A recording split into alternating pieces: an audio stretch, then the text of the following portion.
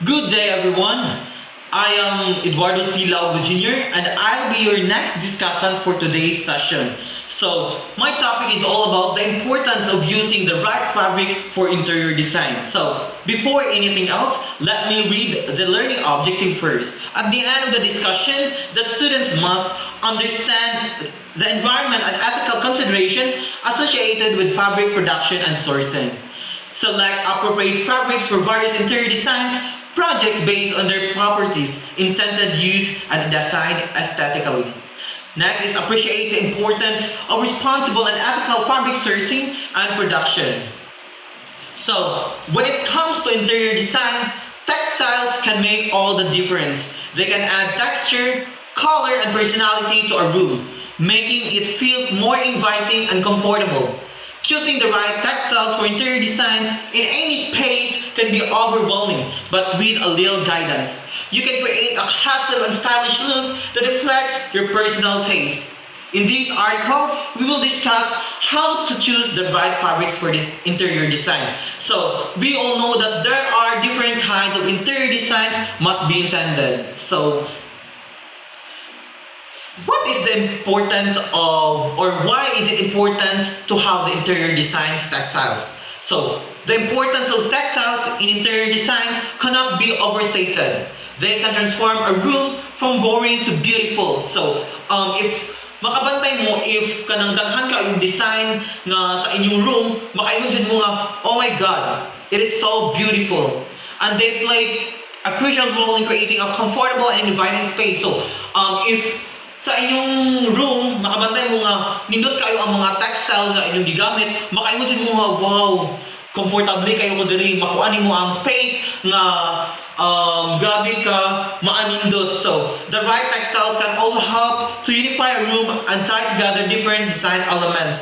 From curtains to cushions, rugs to upholstery, textiles are an essential component of any interior design project. So, makabantay mo usahay, so makadung mo ka ng mga room sa mga rich people, makabantay mo nga kung unsay design sa ilang cortina, mausay design sa ilang mga cushions, sa ilang mga bangko nga design, mausay siya kay gusto man nila nga uniform ang ilang mga design sa ilang kwarto. So napay ubang tao nga gusto nila nga different design ang makita sa ilang room kay murag comfortable kayo sila, nga gusto sila aesthetic ay tan-aw nilang room.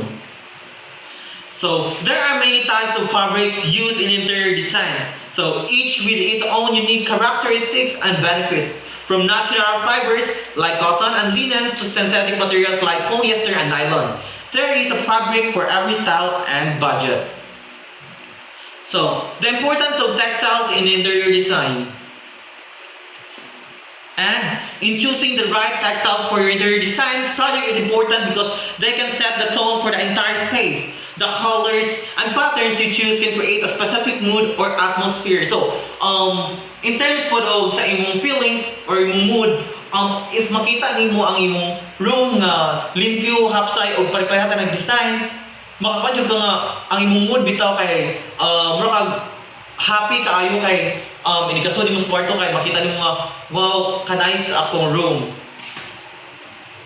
One of the most important factors to consider when choosing textile is their durability. So sa makabantay mo inyong parents, if mopalit sila og mga kortina, mukuan jud sila ng matawag na to og quality not quantity kay bisan mahal ato paliton kay because of the quality. So masud dira ang durability kung kanus-ak ka nang makuan bitaw siya kung dali ba siya maguba. So ang atong mga mama kasagaran if family sila ila jud nang i-check binaton kay para maklaro. So upholstery fabrics for example need to be able to withstand wear and tear from daily use. Synthetic materials like polyester blends are often more affordable and durable than natural materials like wool or cotton blends. So, sa mabantay nyo, if mamalit mo kuan kay ang gamiton ang makita na to sa kuan sa material sa isang cloth is the synthetic na mabantay mo ninyo kay basta kanang synthetic siya kay mas barato kay if mupalit mo ka og kanang natural nga mga fibers nga gamit sa usa ka tala or sa imong ibang suot is mahal jud kay na siya kay natural man siya. So grabe kayo ang process ana. So another important consideration when choosing textiles is maintenance. Delicate fabrics like silk or rayon may require more careful cleaning and maintenance, while synthetic materials like microfiber or vinyl may be more stain resistant and easy to clean. So, kabantay mo nga, sa synthetic, kay dali ra kayo siya labhan, kay ang yung kay murag plastic man siya. So, textiles can also be used to add comfort to a room. Soft furnishing like throw pillows, blankets, and bedding can provide a cozy and inviting feel, while area rugs and carpeting can add warmth and comfort to a space. So, here are the types of fabrics in interior design. So, first is the cotton. Cotton is a popular fabric choice for interior design because it is durable, comfortable, and easy to care for. It is also versatile and comes in a wide range of colors and comes in a wide patterns. Cotton is a good choice for upholstery, curtains, and bedding. Next is the silk. Silk is a luxurious fabric that adds elegance and sophistication to any room. It has a soft, smooth texture and subtle sheen that catches the light beautifully. However, silk is delicate and requires a special care. It is best used for decorative purposes such as throw pillows, curtains, and accent pieces. Next is the linen. Linen is a lightweight, breathable fabric that is perfect for summer. It has a natural texture that adds a rustic, casual feel to a room. Linen is often used for curtains, tablecloths, and bedding. Next is the wool.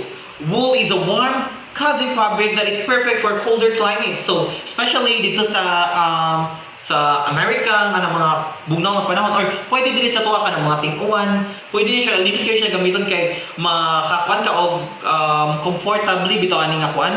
So, making it a good choice for upholstery and rugs. The wool comes in a range of texture, from soft and fluffy to coarse and rugged. Tapos aman mo nagama og trapo nga gahi kayo. So, ato dito sa mga humuk-humuk siya nga kuan. So, next is the velvet. Velvet is a luxurious. So, kaning velvet is, makita nimo siya na tela kasagaran if attend ka og mga parties, kay it is soft fabric that adds a touch of glamour to any. So, it has a rich texture and a subtle sheen that catches the light beautifully. Sa matag ka na, tungnan ba siya? For example, kasagaran is party, ball gowns, or sa Miss Universe nga mangsuto nila. Ano ito, makuha na ito siya suga or sa light nito. Mo siya o siga pa kayo or malight kayo. Kay, ganun makita ang usa ka kwan if masigaan na siya, usa ka beautiful ang tela. So, velvet is often used for upholstery, curtains, and throw pillows also. Kay ang uban kay ganahan man sila nga ang ilang kuan kay is glamorous kay tanawon ang ilang room. So, when it comes to interior design, choosing the right textile is crucial. The fabric you choose can make or break the overall look and feel of your space. So, it depends on you na jud if unsa nga textile imong gamiton. Kay ang uban mas ganahan niya ang mas makapili sila og kanang mga cloth bitaw nga kanang ma-feel nila comfortable kay sila. So, the first thing consider is the function of the space you are designing. Is it a formal living room or a cozy family room? Will it be used together frequently for any special occasions? The function of the space will determine the type of fabric you should choose. So, in choosing a right fabric or textile, depende na siya nimo if sa room ba na siya or pang parties or sa gawas na siya. Then, for formal spaces, delicate fabrics like silk and velvet are perfect, while durable and stain-resistant materials like microfiber and polyester are ideal for high-traffic areas. So, in conclusion, textiles play a vital role in interior design, significantly enhancing the texture, color, and personality of a room, thus making it more inviting and comfortable. Choosing the right fabrics can be daunting, but it is essential for creating a cohesive look that reflects personal taste. Textiles, which include fabrics, rugs, curtains, and upholstery, can transform a space and unify different design elements. When selecting textiles, factors such as durability, maintenance, and environmental impact are crucial. Different fabrics from natural fibers like cotton and linen to synthetic materials like polyester offer various benefits and styles to suit different budgets. For example, Cotton is durable and easy to care for, while silk adds luxury but requires carefully maintenance. So for us, so what ako naman jud ta, we need to choose jud good fabric sa atong if magkuan ta sa tong room bitaw mag-design bitaw kay para ini ka kan bitaw nimo kung ikan ka stress ikasulod mo sa imong kwarto mas maharuhay imong pagtulog. I think that could be all. Thank you.